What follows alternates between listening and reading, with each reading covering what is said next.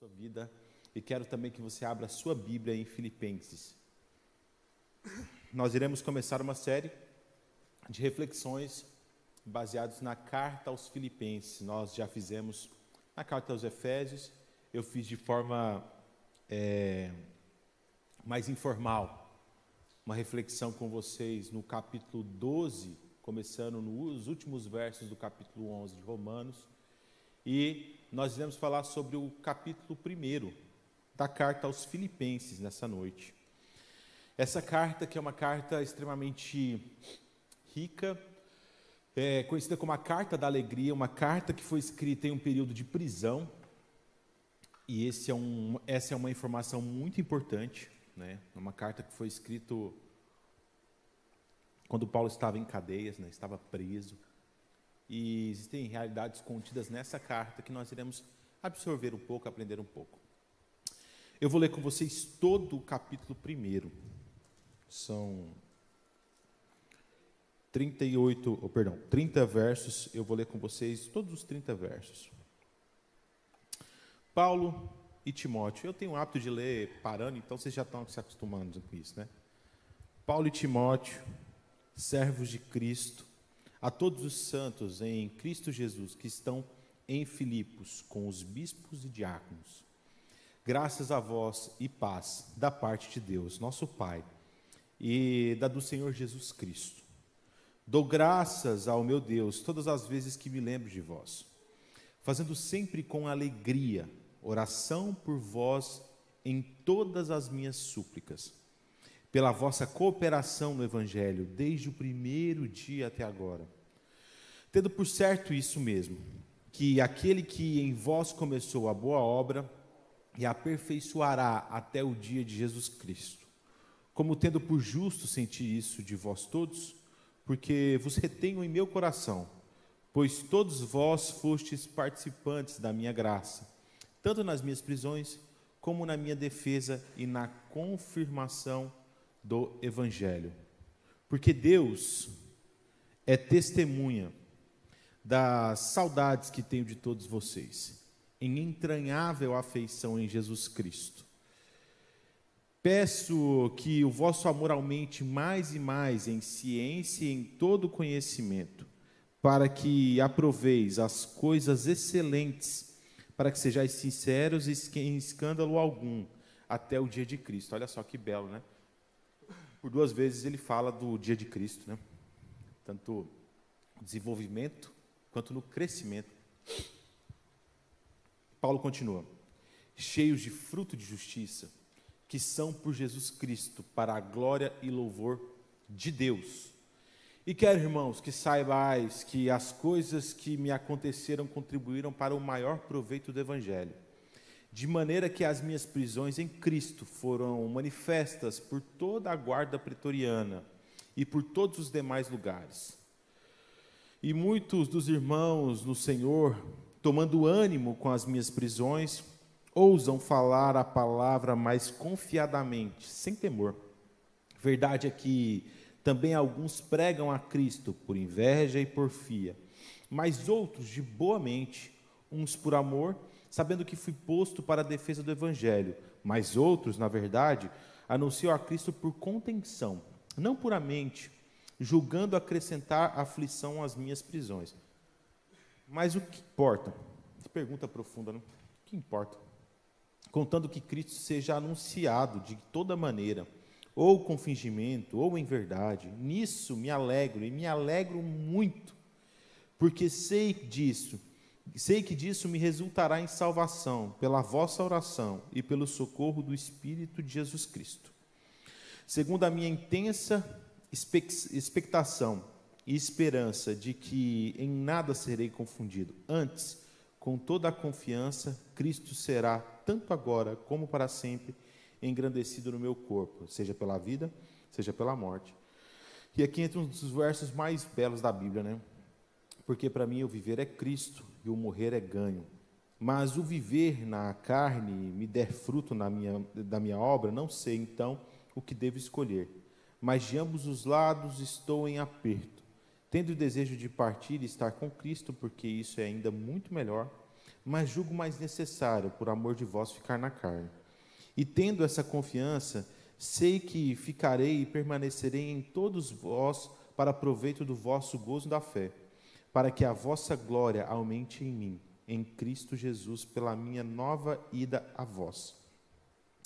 Exortação final do texto, Paulo diz assim: somente deveis portar-vos dignamente, conforme o evangelho de Cristo, para que quer vá ou vós venha, quer esteja ausente, ou ouça acerca de vós, que estáis no mesmo espírito, combatendo juntamente com o mesmo ânimo pela fé do evangelho. E em nada vos espanteis dos que resistem, o que para eles, na verdade, é indício de perdição, mas para vós de salvação, e isto de Deus. Porque a vós vos foi concedido em revelação a Cristo, não somente crer nele, como também padecer por ele, tendo o mesmo combate que já em mim tendes visto e agora ouvistes estar em mim. Pai, a tua palavra, ela é preciosa, profunda e eficaz para a transformação das nossas vidas. Por isso, eu te peço, no nome de Jesus, venha sobre nós, toque o nosso espírito, Senhor.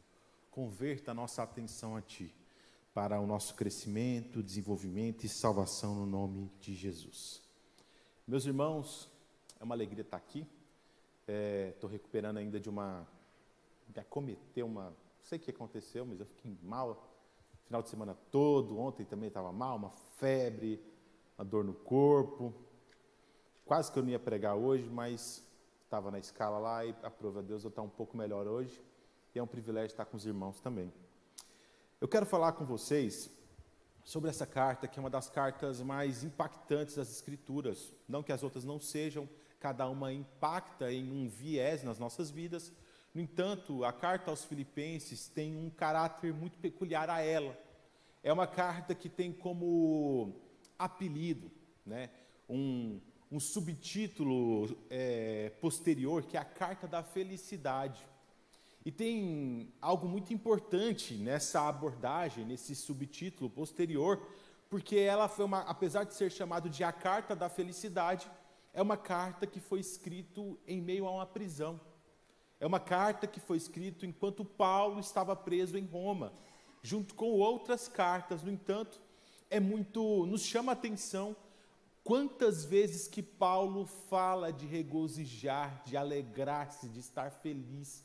Paulo repete esse estado de alma, esse sentimento, esse estado de espírito diversas vezes nessa carta.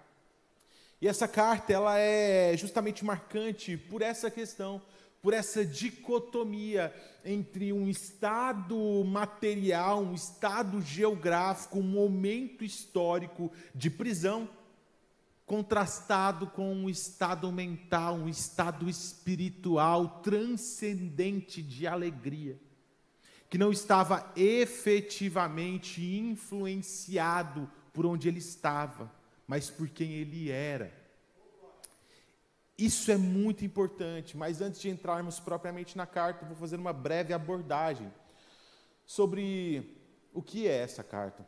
Filipos, a cidade de Filipos, era chamado por Paulo, chamado por Paulo como a porta para a Europa. Não era bem a porta central, aquela porta, igual aquela porta da casa de cantor sertanejo de hoje, sabe, de 12 metros. Não é aquela porta central, era mais uma portinha lateral, porque Filipos era uma cidade não tão importante no Império Romano, de uma região, de uma província igualmente não tão importante do Império Romano, da Macedônia. Era uma cidade que não tinha grandes filósofos que surgiram de lá, não era uma cidade que tinha uma grande escola filosófica, uma grande tradição política. Você não tinha a cidade de Filipos participando ativamente de grandes movimentos e momentos do Império Romano naquele momento. A cidade de Filipos era uma cidade qualquer, uma cidade comum, uma cidade cotidiana. Paulo passou pelo menos lá, registradamente, de forma explícita, 2 vezes. Nós temos a primeira passagem, onde Paulo, aproximadamente ali no ano 49, ano 50 ou ano 51, ele passa por Filipos, registrado em Atos 16, Ali você tem a conversão de Lídia, uma mulher de Tiatira, que era uma vendedora de tecidos. Também tem a expulsão de demônios de uma menina que tinha um espírito de adivinhação. Você tem a prisão de Paulo e Silas, onde acontece depois a libertação deles. Você tem uma série de acontecimentos registrados ali, como início de uma segunda viagem missionária. O ponto alto, com toda certeza, é a conversão de Lídia, é a conversão dessa mulher que se tornou uma grande coluna na igreja de Filipos, porque a igreja começou na sua casa. Outro ponto importante da igreja de Filipos é que não tinha uma sinagoga proeminente, você não tinha uma escola filosófica, como eu já disse, proeminente. A igreja surgiu na beira do rio. Paulo, vendo que não tinha uma escola filosófica, não tinha uma escola, por exemplo, de Trajano em Éfeso, não tinha uma sinagoga forte, como era nas outras cidades de origem romana, ele escolheu ir para a beira do rio.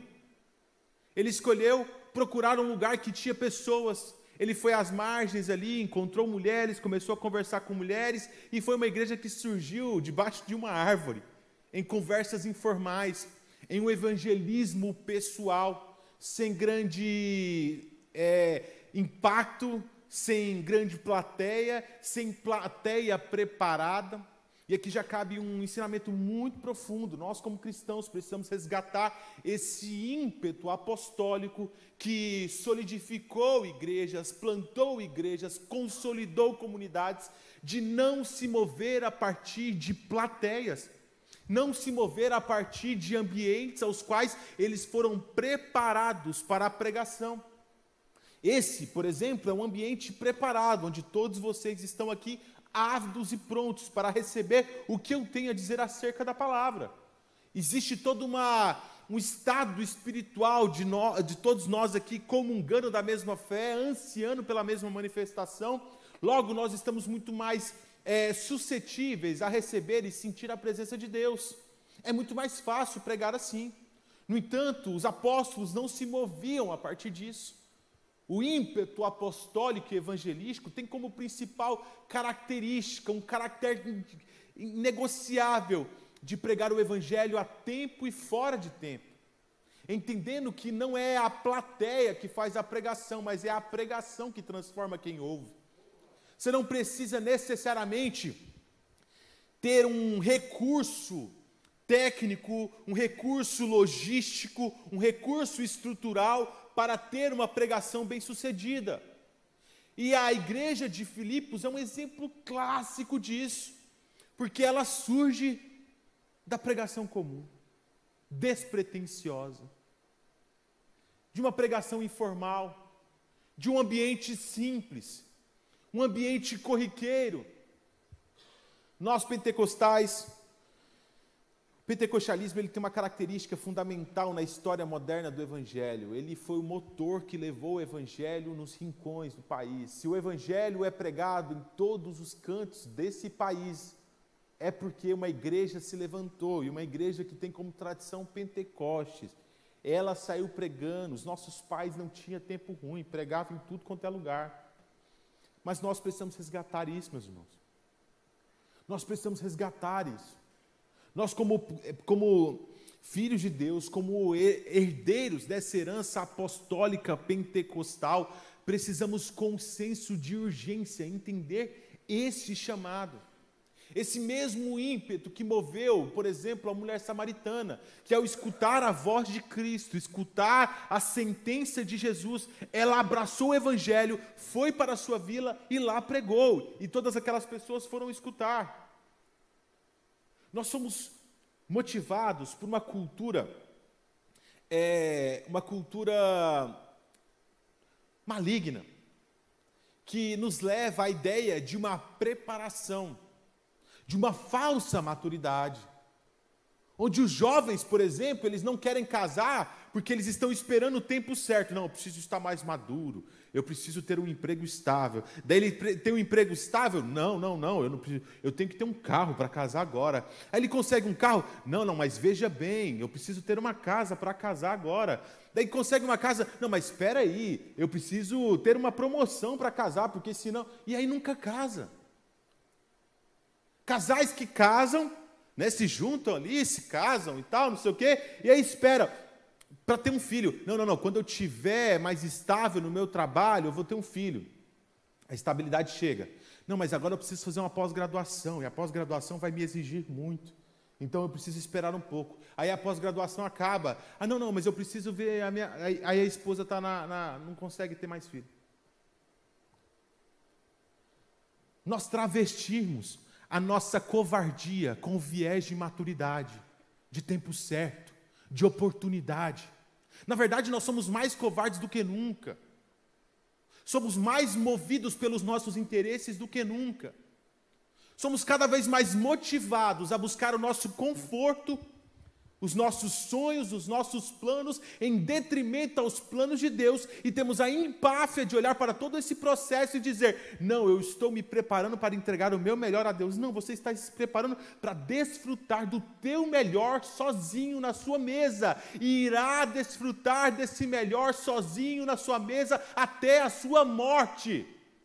Só que esse melhor não é o melhor do Evangelho.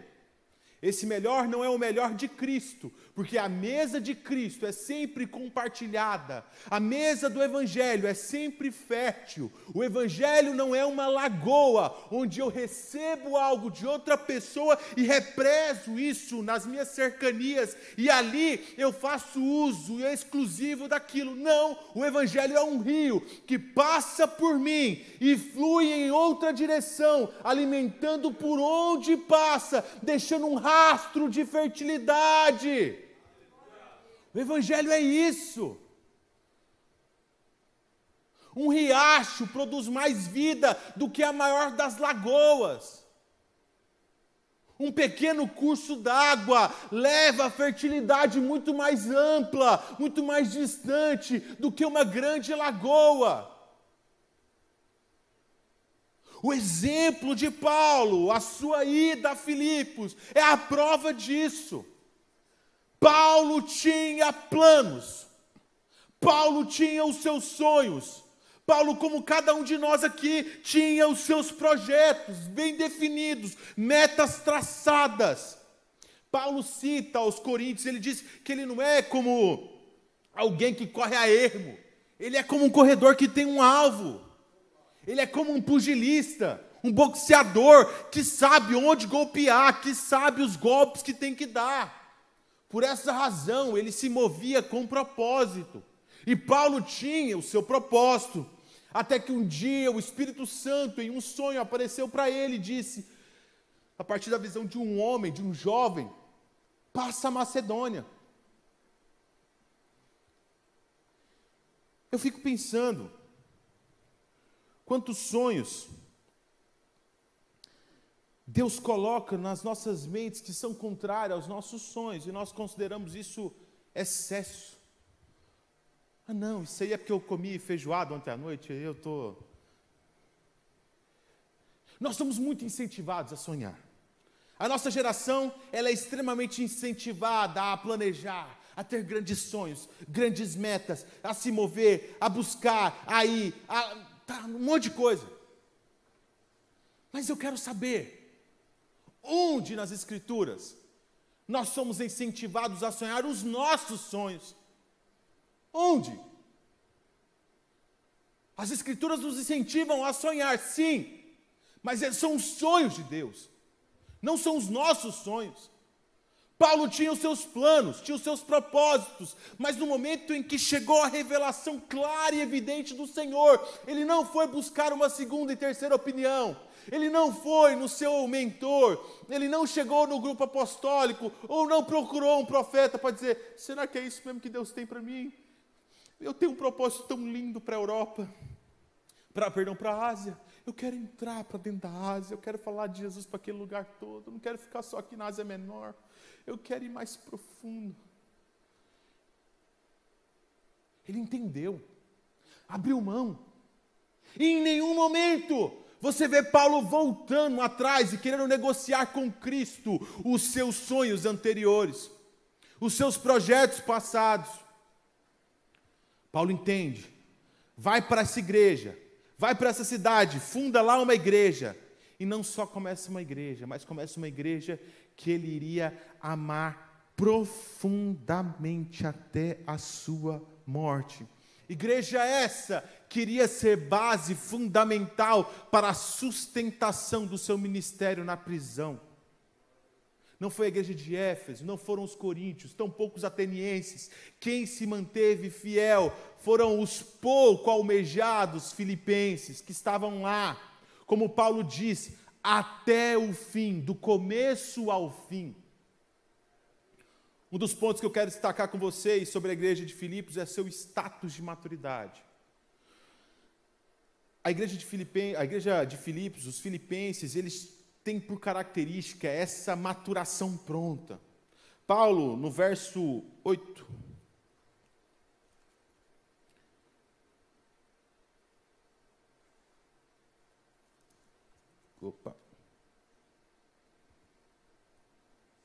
verso 5. Eu vou ler com vocês do verso 4 ao verso 8, perdão. Fazendo sempre com alegria oração por vós em todas as minhas súplicas, pela vossa cooperação do Evangelho, era esse versículo que eu queria, pela vossa cooperação do Evangelho, desde o primeiro dia até agora. Desde o primeiro dia até agora. A igreja de Filipos, como eu disse, surgiu de um ambiente pouco ortodoxo. Não surgiu de uma sinagoga, tampouco de uma escola, surgiu de um ambiente inesperado.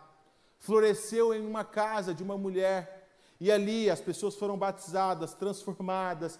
Paulo cita no começo, na apresentação, a presença de diáconos e presbíteros. Essa igreja floresceu, cresceu. Mas é muito impactante ver que essa igreja já, desde a sua tenra formação, desde o início da sua formação, ela já era uma igreja madura. Eu separei aqui uma pesquisa, uma reportagem, na verdade, da BBC News de 2013. Olha só, nós já estamos indo para 12 anos dessa reportagem. Olha só o que essa reportagem de 2013 diz. Psicólogos britânicos especializados no tratamento de jovens estão sendo orientados a considerar que hoje a adolescência vai até os 25 anos. Estamos nos tornando mais conscientes, olha só, vai pescando as palavras. Estamos nos tornando mais conscientes e valorizando o desenvolvimento que vai além dos 18 anos. E eu acho que é uma boa iniciativa, disse a psicóloga infantil da clínica de Traveslow de Londres. A ideia de que, de repente, aos 18 você é um adulto não me parece real. Na minha experiência com jovens, eu percebi que, mesmo depois dos 18, eles ainda precisam de muito apoio e ajuda.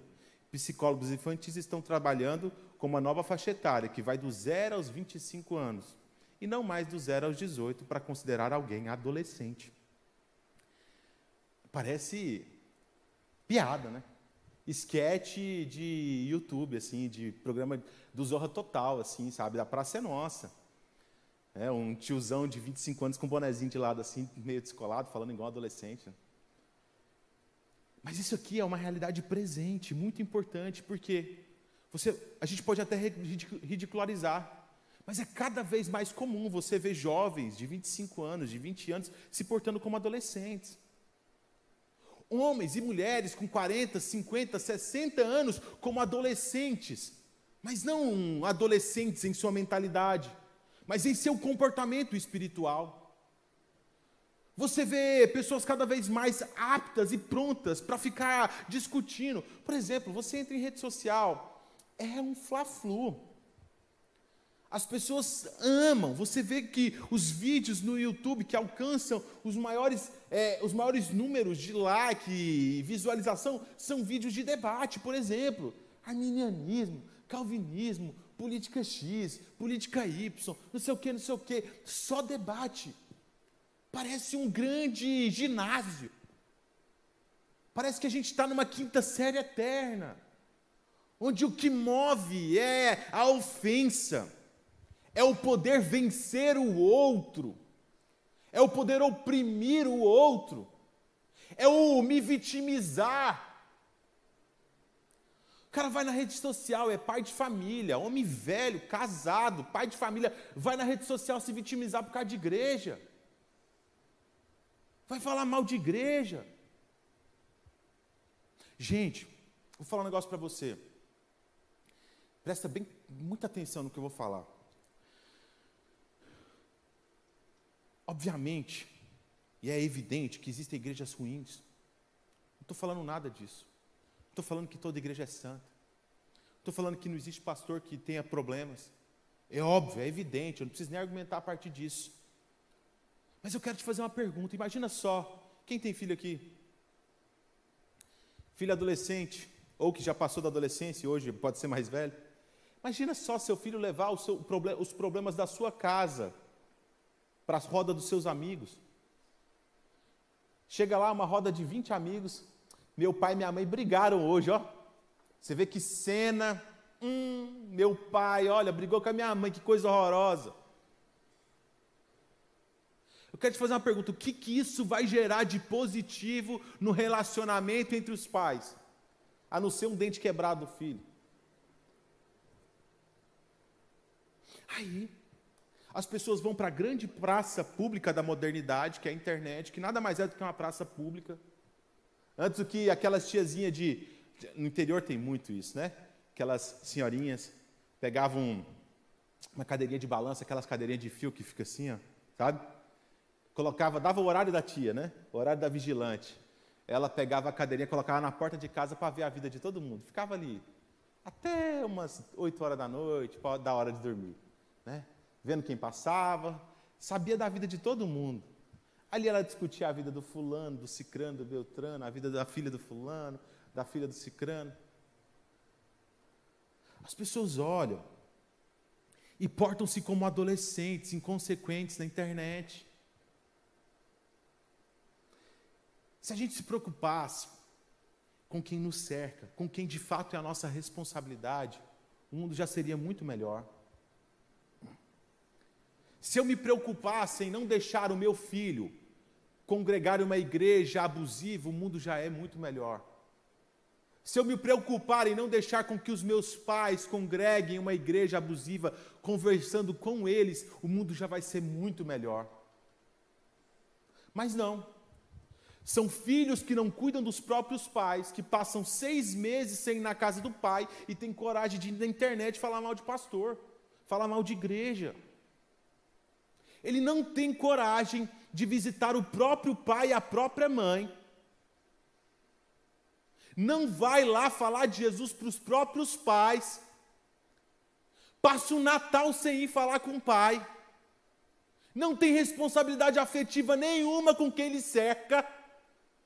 Mas se acha no alto da posição intelectual e apologética dela, o grande Irineu de Lyon, que vai redigir um tratado sobre as heresias modernas. Não tem responsabilidade afetiva com os seus irmãos, de saber conviver com as diferenças dentro da sua família. Mas acha que falando mal de igreja na internet vai conseguir mudar o mundo. Não consegue mudar o desprezo que tem pelo seu parente. Gente, a igreja de Filipos nos mostra uma maturidade absurda, quase que instantânea. Olha só o que Paulo fala: pela vossa cooperação no Evangelho desde o primeiro dia. Pela vossa, o motivo de súplica de alegria, o que Paulo está falando aqui, eu me alegro e continuo suplicando alegremente ao Senhor por vocês, e o motivo dessa súplica, dessa alegria, era porque pela cooperação do Evangelho, que aqueles irmãos tinham, o empenho deles em favor do Evangelho, desde o primeiro dia. O Evangelho nos chama a maturidade instantânea. O Evangelho nos chama a essa transformação de mentalidade na hora. Ela é processual sim, mas existe um piso em que nós precisamos atender no ato da conversão. Não dá, querido. Não dá. Paulo escreve 2 cartas à igreja de Corinto, e você vê que era melhor não ter escrito nenhuma, porque é só burdoada, é só porrada. Nossa, que igreja privilegiada, teve 2 cartas do apóstolo Paulo. Deus me livre de receber aquele tipo de carta. Tem gente que Paulo tem que escrever 10, 20, 30 cartas para ver se entende. Que o evangelho é maturidade. O evangelho não é um estado infantil. Não é um adolescente de 25 anos.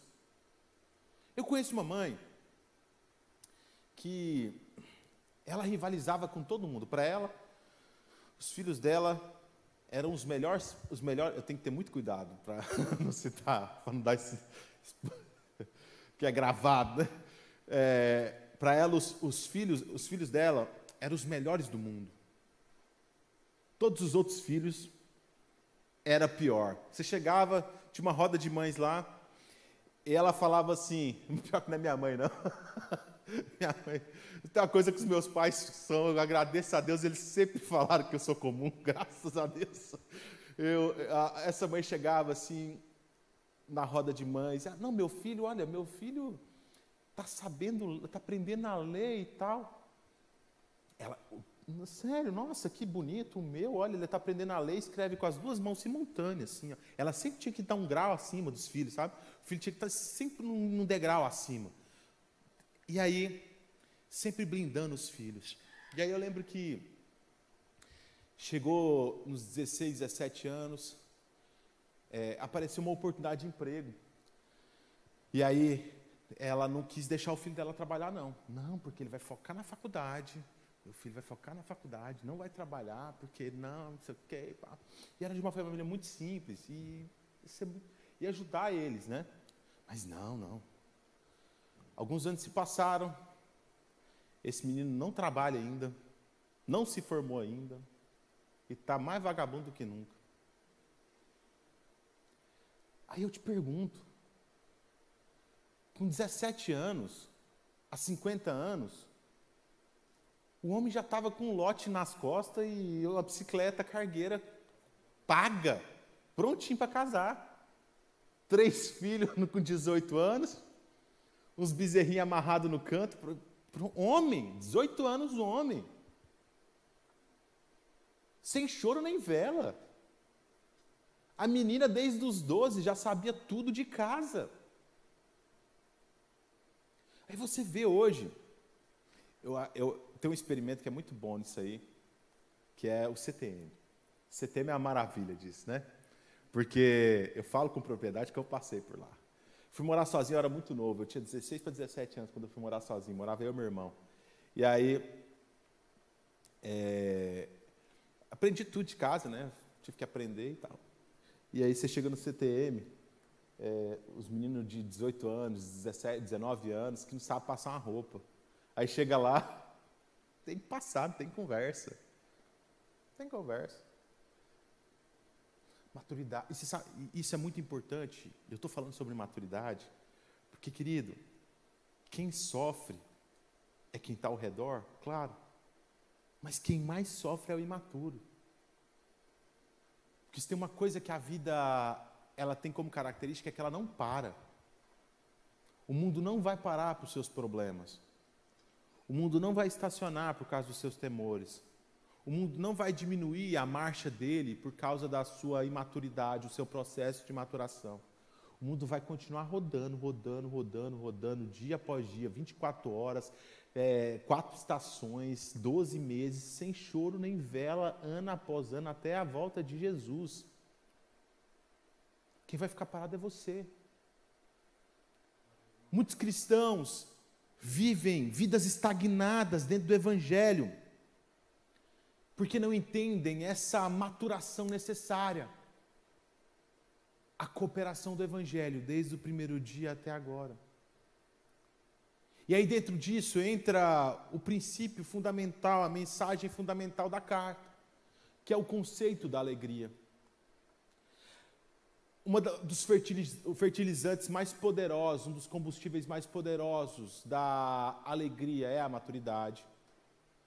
É impressionante o quanto você fica mais apto à felicidade com o passar dos anos do que com a juventude.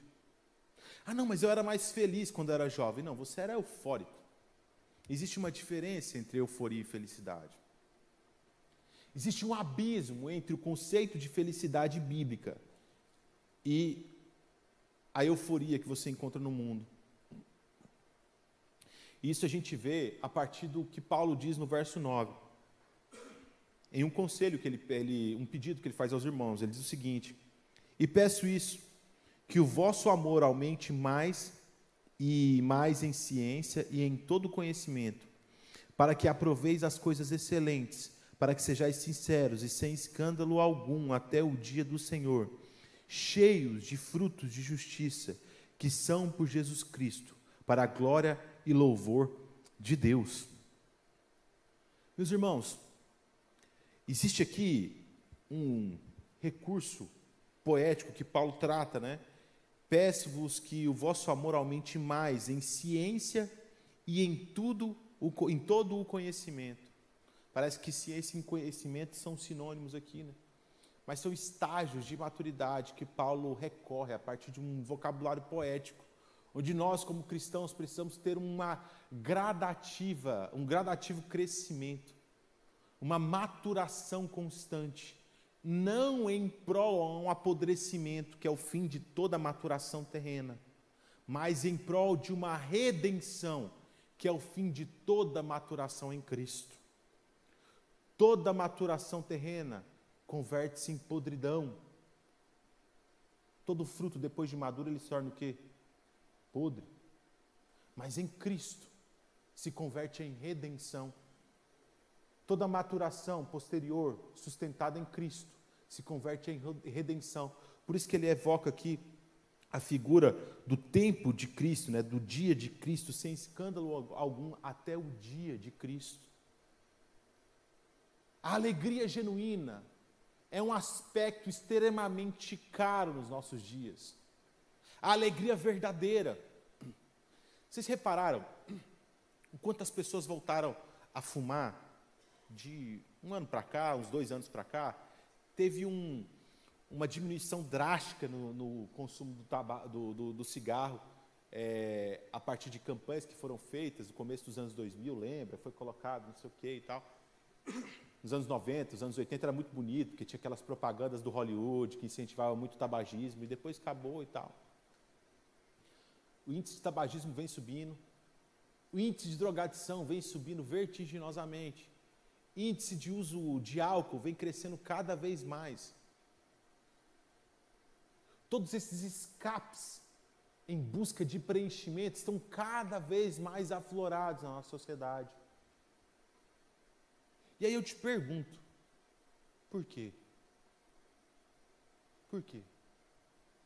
Hoje a gente não precisa mais sair de casa para ir no banheiro, como era antigamente. Para ir no banheiro, quando você acorda de manhã, durante a madrugada, você quer ir no banheiro. Você só vai, passa um cômodo, entra, vai no banheiro e volta para dormir. Antigamente, quem é da roça sabe o que eu estou falando. Você tinha que sair de casa, chutar um sapo para lá, um sapo para cá, pegar uma lanterna para ver se não tinha nenhum bicho dentro da patente, usar o teu banheiro e voltar. Antigamente, você beber água, gente, você tinha que descer, ia lá, pegava a água, colocava na cabeça, vindo. Nossa, muito antigamente, gente, estou falando de 30, 40 anos para trás, não é muito tempo não. Passar roupa, gente. Tinha que pegar o carvão, colocava o carvão dentro do ferro, acendeu o carvão primeiro, colocava o carvão dentro do ferro e vinha, passava a roupa. Gente, ter filho, fralda.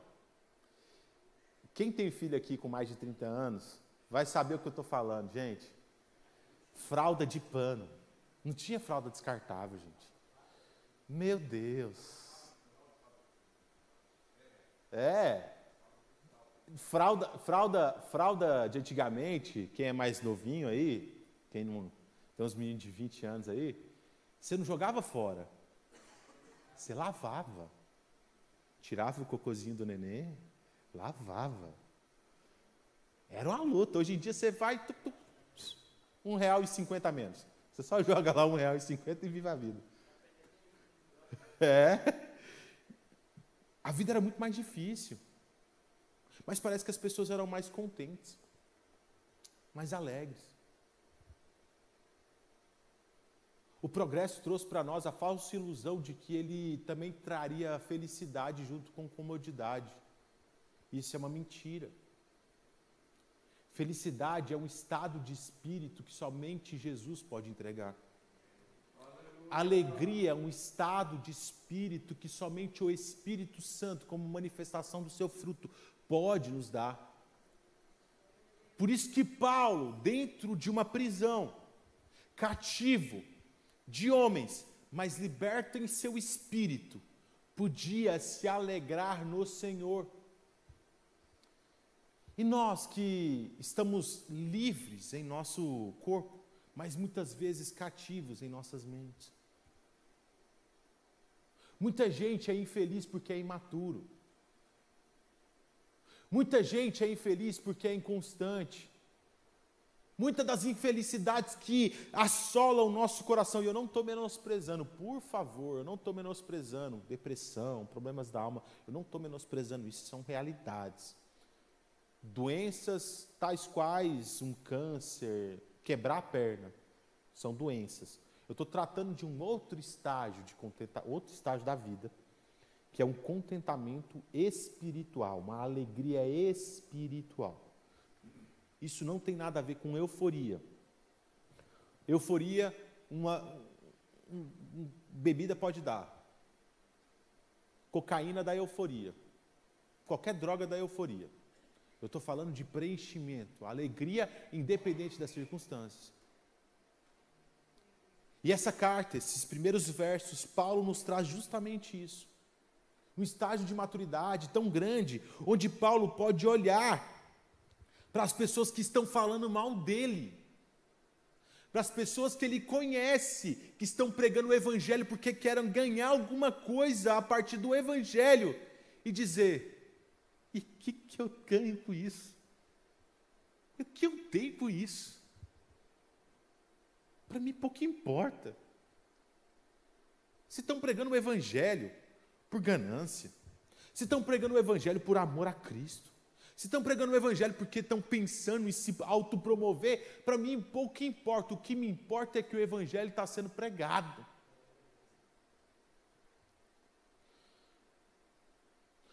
Eu vou abrir meu coração aqui. Dá uma de cardiologista. Gente, tem um cara que uma das pessoas que eu mais desprezava era o Edir Macedo.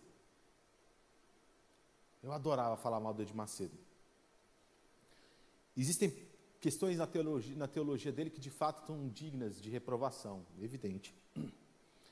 Mas um dia eu comecei a refletir sobre o impacto do ministério do Edir Macedo no Brasil. Todos os dias, sabe qual que é o produto de consumo, de exportação, de entretenimento do Brasil? Você vai lá em Portugal, o que alguém vê sobre entretenimento brasileiro? Você sabe o que é? Novela. Novela é o produto de exportação que você vai em qualquer lugar. Você vai nas Filipinas, gente. Nas Filipinas, vai estar passando lá aquela novela que tinha da época de Índia, de não sei o quê, de ouro. É sucesso lá. Sucesso. Novela é sucesso lá. Edir Macedo foi lá e comprou um canal de TV, Record. O Edir Macedo começou a produzir aquilo que é o auge do entretenimento brasileiro, onde as famílias brasileiras param a sua rotina para consumir, que é novela. Só que novela com teor. Que teor? Cristão. De novo, eu vou repetir. Existem coisas na teologia do Edir Macedo que eu não concordo. Eu não vou, se meu pai for congregar na Universal, coisa que ele não vai fazer, eu ia falar com ele. Se minha mãe fosse, eu falaria com ela. Meus irmãos, aqueles que estão sob a minha tutela. Mas eu parei de falar mal do Edir Macedo. Sabe por quê? Todos os dias, aproximadamente 10 milhões de pessoas estão conectadas nas TVs da Record, na TV Record, nas novelas da Record. enquanto eles estavam assistindo antes, novela sobre traição, novela sobre incentivando a promiscuidade, incentivando uma série de outras coisas, hoje tem novelas bíblicas lá. Isso é uma forma de evangelização, onde 10 milhões, 12 milhões de brasileiros cotidianamente estão de alguma forma sendo evangelizados. E aí vem eu, comedor de feijão, boca aberta, vou ficar queimando o cara. Ah, mas a intenção dele, pouco me importa se a intenção dele é se promover, se é se gloriar. Eu estou aqui com Paulo.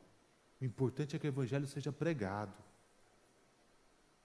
Nós precisamos ter muito cuidado. Cristo não nos chamou para sermos carrasco. Tem gente que confunde a apologia, a defesa da fé, com um ataque da fé. É defesa, não é ataque. Começa a se bater, se degladiar, se machucar. E você sabe quem ganha nesse processo? É o reino?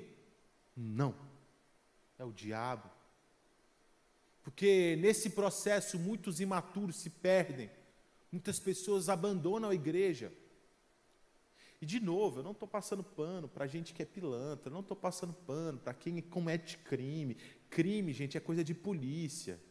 Nem vem procurar pastor, nem vem falar com ninguém, vai direto na delegacia. Estou falando de coisas mais comuns, corriqueiras.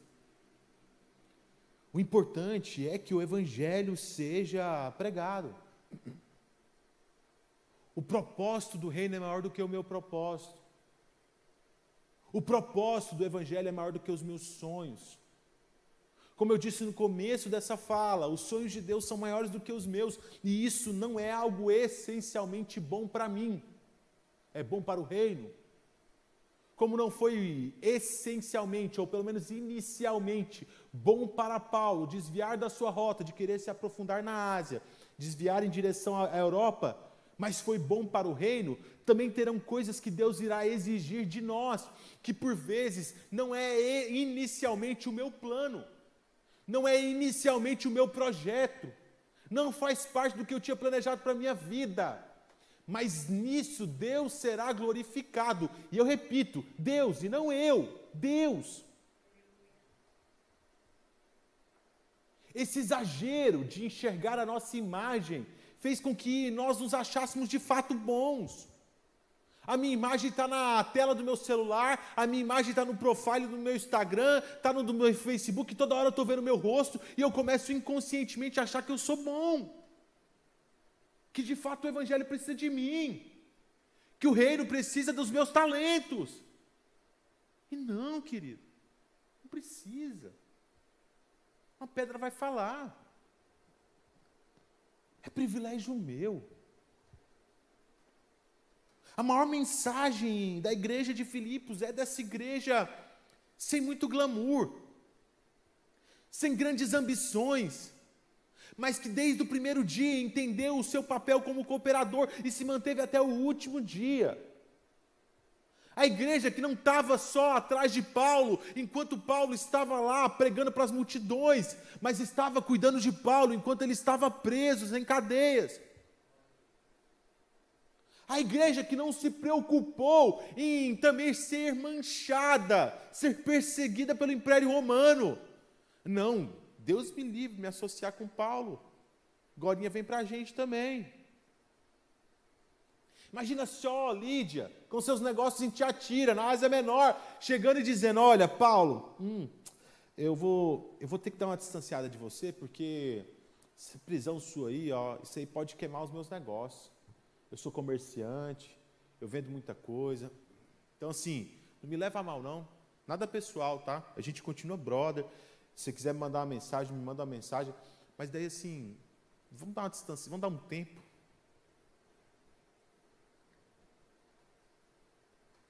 O Evangelho não fala de mim, o Evangelho fala de Cristo. O protagonista do Evangelho não sou eu e nem você. O protagonista do Evangelho é Jesus Cristo de Nazaré. A sua morte, a sua ressurreição e a sua volta iminente. E eu finalizo com o impacto de Paulo, de entender isso, resumindo em uma única frase, porque para mim, ele falou de si, ele não falou dos irmãos, ele não aconselhou ninguém, ele não disse, para vocês tem que ser, ele olhou e disse, porque para mim, eu vou falar de mim, o viver é Cristo. E a morte, que para muitos é uma condenação, para muitos é um fim, para muitos é o término de todas as coisas, esse processo que para a maioria das pessoas é degradação, é o fim de tudo, para mim, isso que as pessoas não querem, eu entendo como lucro, como ganho, como meu pagamento. Para Paulo, o pagamento do Evangelho não era o reconhecimento das multidões.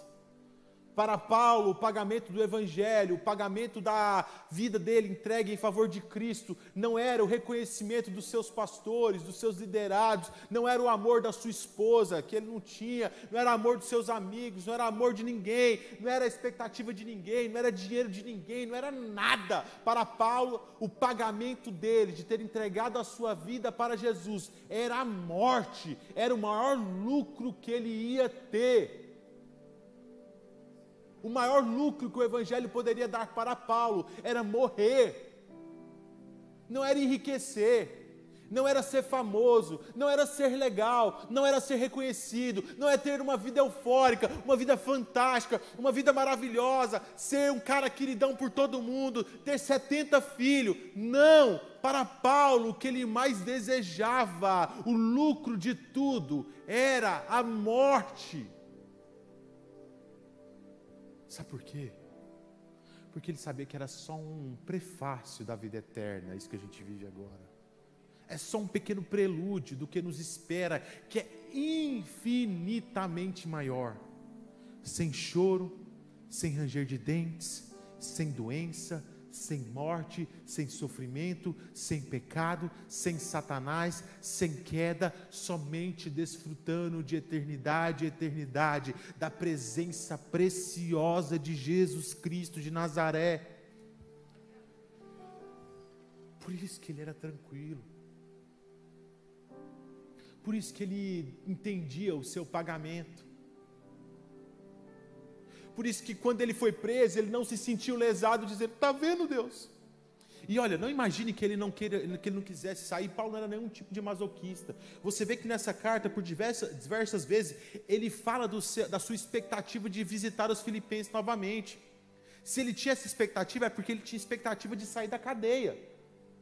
Ele não era nenhum masoquista que estava, ai, nossa, eu vou ficar aqui. Ele queria viver mais. Mas para ele, todos esses quereres que abarcavam a sua vida eram subjugados pelo propósito de Deus.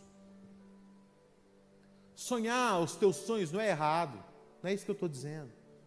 Ter os seus próprios propósitos não é errado, não é isso que eu estou dizendo. Você tem que ter, sonhe, deseje, planeje, almeje, mas no momento em que a vontade de Deus se impor diante dos seus olhos, se humilhe completamente e siga o propósito de Deus e não a sua vontade, mesmo que isso te desagrade, mesmo que isso te frustre, mesmo que isso te humilhe, mas sujeite-se à vontade de Deus no momento em que ela se impor diante de você. Mesmo que você venha suar sangue, mesmo que isso signifique a sua morte social, a morte dos seus projetos, a morte de tudo que você planejou para a sua vida, no momento em que a vontade de Deus se manifestar diante dos seus olhos, faça isso.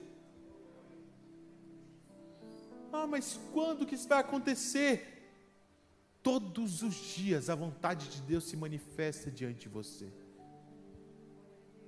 Cabe você ter intimidade com Deus para entender isso. Todos os dias a oportunidade de falar de Jesus para alguém se manifesta diante de você. Todos os dias você cruza com uma Lídia passando no seu caminho.